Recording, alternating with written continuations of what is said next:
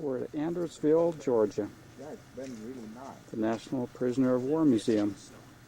Where was that? Illinois.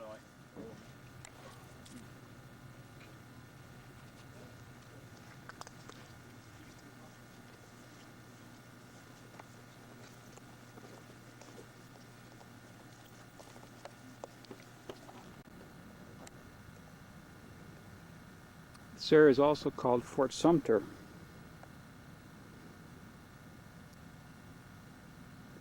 It housed 35,000 prisoners of war of the Civil War in the 1860s.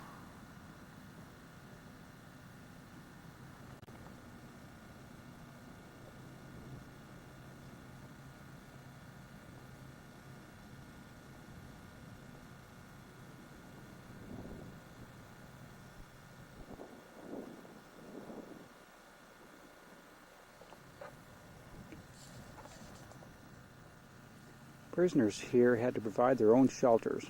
With sticks and pieces of clothing, the prisoners improvised leaky tents and lean-tos. Many prisoners had no shelter at all. Protection from rain, dew, and broiling sun became a matter of life or death. Exposure aggravated the many illnesses and infections and contributed to the mortality rate.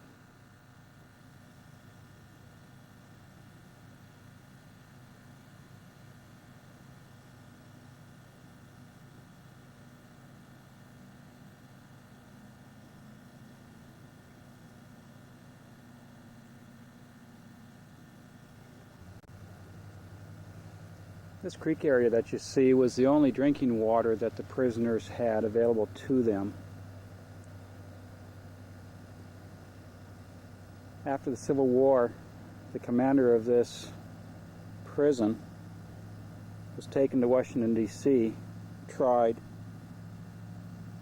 and was hung for war crimes.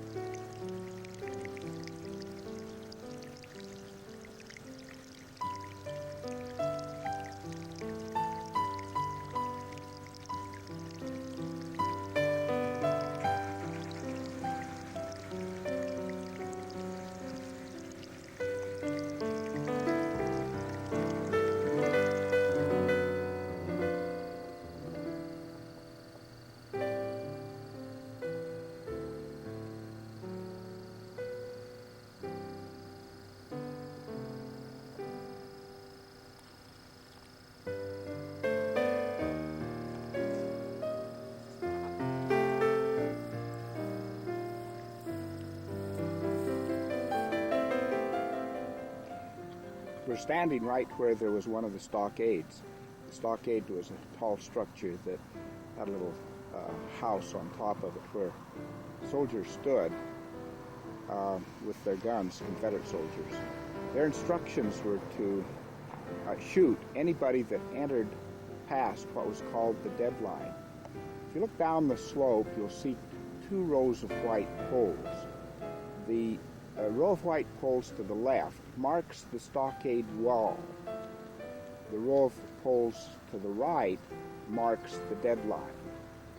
If a person entered past the deadline, which is actually marked physically with low posts and boards across the top, the instructions were to shoot that person instantly dead.